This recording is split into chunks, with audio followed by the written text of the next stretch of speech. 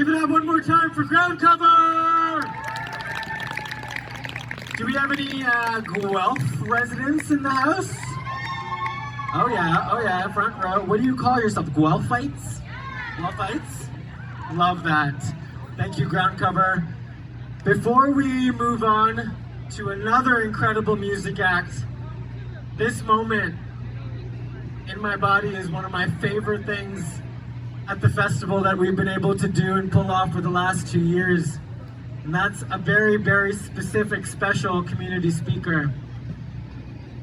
In 2015, I moved to Waterloo Region from the GTA to go to school at an unnamed institution, and it will remain as such.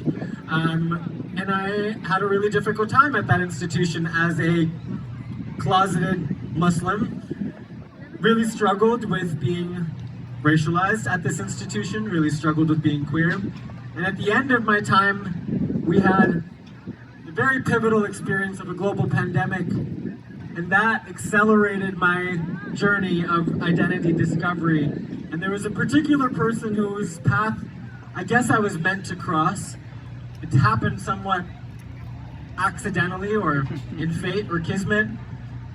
And this person, I had no idea, happened to be an elder in my perspective. I think they're still pretty young and hot, but an elder in terms of wisdom and experience who set me on a different path, on a good path, and held me when my own family couldn't. Reminded me that I can hold multiple identities and still be true to myself and feel beautiful as a result. And only later would I realize and come to learn that this person was also a formative force in the birth story of Tri Pride, dating back to 1996, which is a year before I was born, which tells you a little something. And I'm just so overwhelmed and honored to continue to have them in my life. I call them when I don't know how to proceed on a good path. I call them when I need a reminder of who I am, and they always find time, which is wild to me. And I've also come to learn that they do that for many of us. If you know them, you are blessed, and if you don't, you're about to be.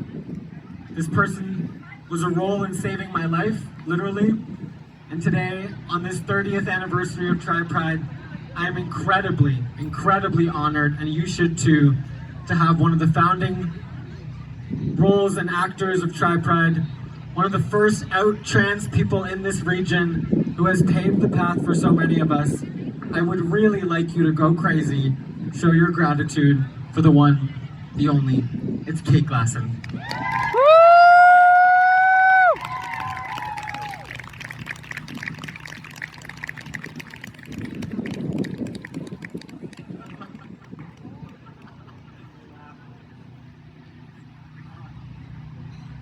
Hello everybody, can you hear me okay? We good? A little bit closer, there we go. So yeah, 30 years ago there was that, pride thing. I went to Waterloo Regional Council and I said, hey, what do you think about declaring Pride Day? And they said, no way, we're not going to do that. In fact, not only are we not going to do that, we're going to stop naming days entirely. And they did, and they haven't, as far as I know, restarted.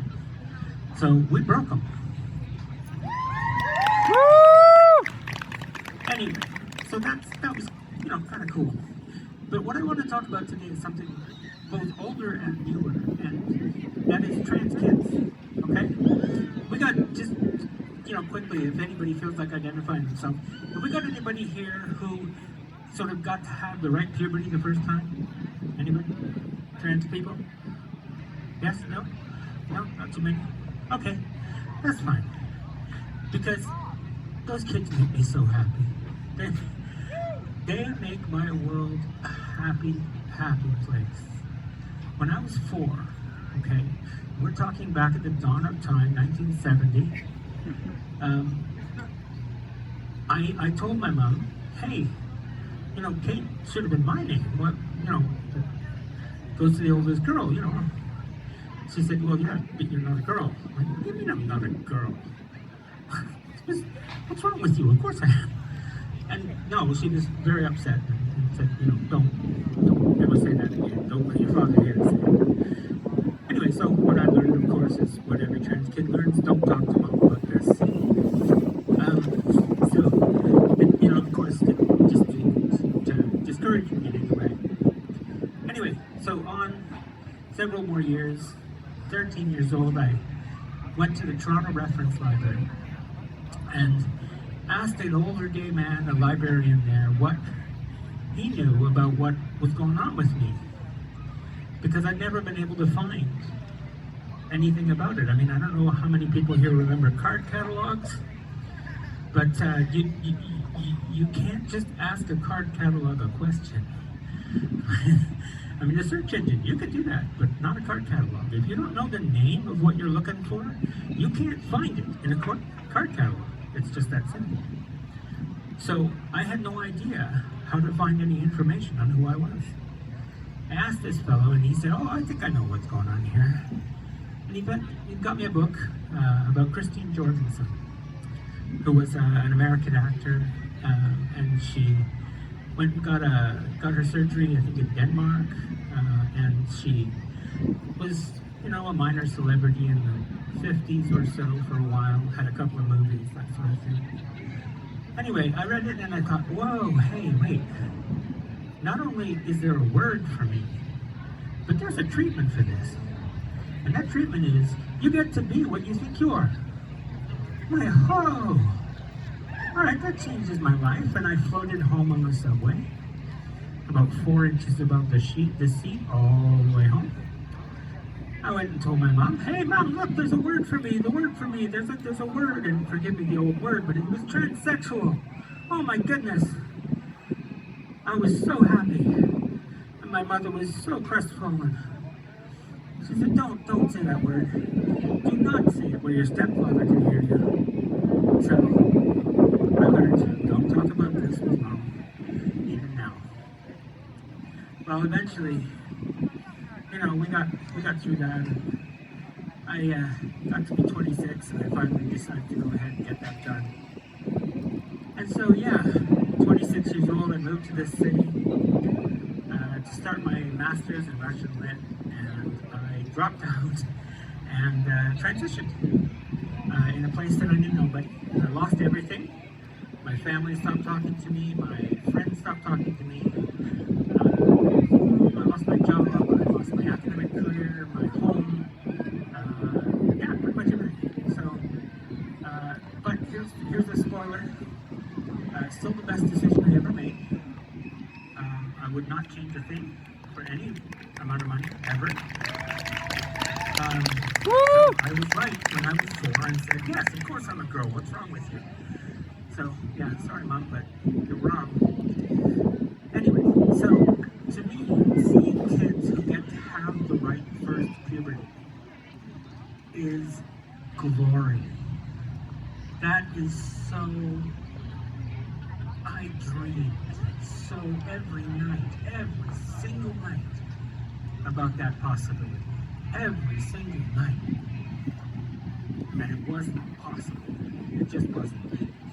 There were a few unicorns who got transitioned that young, but very, very, very, very few. And so instead of 26, I went through the whole terrible gatekeeping, blah, blah, blah. There were horrible, horrible, horrible people. And I said, I don't want anybody else to have to do this shit. So I started working as an activist. And one of the first things I did was to approach them about Pride Day. City of Waterloo and Kitchener and Cambridge, they were right on the ball, and as soon as Waterloo Region said they weren't going to do it, they jumped up and said to the paper, no, we won't do it either. We're principled. So, anyway, we decided to hold Pride in City Hall, just as a way of saying, hey, screw you anyway. So we had 86 people come out that very first night for about 2 hours of talking, and some poems and a bit of music, and not a whole lot, but it was fun. And there's a very embarrassing picture of me that you can find in various places at, I guess 28 or so, and I guess almost 30. it was in really short shorts, and at least I have good legs. So, um, but yeah, I want you to know that this, you trans kids doing that, having that, it can be hard for people my generation because we look at it and we think, oh gosh, if only, if only, if only. And we can't turn back that clock. But I tell you what, we did make sure that they don't do it to you. So, we need, thank you. But what we need to do is recognize that the fight is not over. Okay? Our kids, our communities, kids in Saskatchewan, in Alberta, in New Brunswick, are having the entire weight of the province used against them, with the nuclear notwithstanding clause being used to just say, no, you don't get the right to do what you want with your body. Now that seems to me like a really fundamentally un-Canadian way to behave. And so, I'm not here for that. Nobody's gonna do that in Ontario. Not while I'm still walking around. And I've got one more thing to say. This I'm just adding at the last second here, okay? Cambridge Mayor Jan Liggett. Yes, entirely possible. Jan Liggett and Councillor Adam Cooper, I think it is, Adam Cooper? Yeah, Adam Cooper. I want to make sure I get the right person. Ward 6 in Cambridge. I just want you to know that we know what you've been up to. We watched. We saw you cut off that kid the other day at the mic. She just wanted to speak her mind in a country where her freedom of expression is guaranteed. And yet here is a government official telling her she can't say the things the government official don't want to hear. I don't think that's okay. So my friends and I are organizing an effort. Because as you may know, it's election year.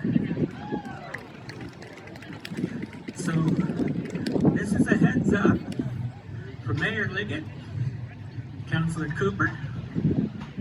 We're going to be at your campaign events. Every single one of them. And we're going to bring probably musical instruments and colorful flags and chalk and all the fun things we do. And we want to show somebody that we are here, we are queer, and we are not fucking going away. Woo! Okay? So, anybody wants to get in on that, you can find my, if you can find my name, you can find my email address, because one is the same as the other. And certainly Pride has it, and they will be happy to pass things on to me. Spectrum also knows my email. So there's lots of ways to get hold of me. You can walk up to me, I will give it to you. I'm not shy about it. I've been doing this for 30 years. I've been in the paper all the time. I get death threats every week, and they're never going to stop me. Jan Liggett, if I show up at your event, I dare you stop me from talking. Go on. But you better bring your friends with the stab vests, because I ain't gonna stop just because you said so. Okay? So, have a great Pride, everybody. Remember, Pride is and was a protest. So be ready, because we got fights coming. That Carney, the Carney, he's just a Tory with a red tie. Okay? He's not interested in making life easier for us. He's not fighting Danielle Smith. He's giving her a pipeline. That's her punishment for treating trans kids abominably. Getting a pipeline that she's desperately wanted for years. So that tells you where Carney sits. Alright? So think about it. Anybody wants to join in on our fun with Mayor Liggett, Councilman Cooper, you are welcome. We will happily bring as many people as can get it. They have a lot of campaign events, I'm sure, that they're going to do. So we'll make lots and lots of shifts and lots of people so we can make sure that we are always there. And if she wants us to stop, all she has to do is call up the media and say, I would like to apologize to the young woman that I cut off. All right? I think that's fair. Okay, so that's the plan. Thank you all for being here. I am immensely proud to stand in front of such an incredible community that has grown so big in the many years and see so many young people. It's amazing. I love it. Please just keep being you. Okay? That's what we need. We need queerness to survive in the world. And that's you folk. All right? You keep it going. I trust you. Take care. Woo!